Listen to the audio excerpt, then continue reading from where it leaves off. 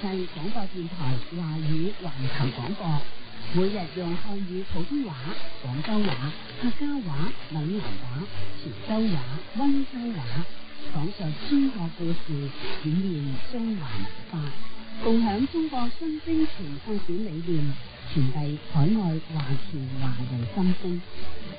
有海水嘅地方就有華人，有華人嘅地方就有我哋嘅聲音。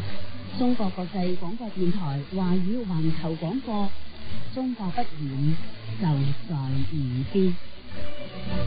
親愛朋友，你而家收聽嘅係中國國際廣播電台粵語國際嘅節目。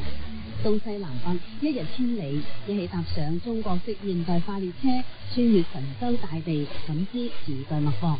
呢度係魅力中國，為你呈現風格各異嘅中外音樂作品，開啟一段獨特嘅音樂之旅，用心聆聽每一個音符背後嘅故事，一起約會音樂，邂逅美好。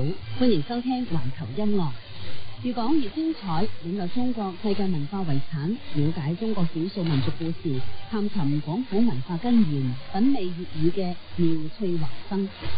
廣府天地古今多少事，盡在笑談中。粵語講古大咖帶領遨遊體味故事中嘅淺吟低唱與離合悲歡。歡迎大家關注知道 Facebook 同我哋留言互動，亦可以登錄 chinese.cri.cn 收聽更多精彩節目。我哋嘅通訊地址係中國北京市石景山路甲16號粵語國際，郵政編碼100040。有華人嘅地方就有我哋嘅聲音，粵語國際。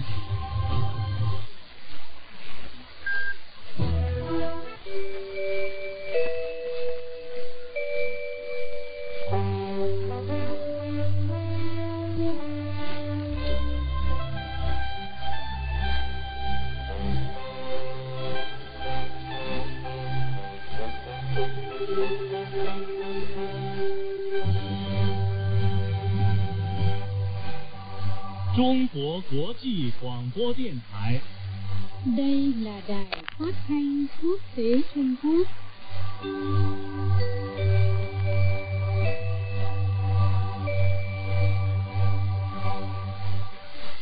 Mà Linh xin chào quý vị và các bạn.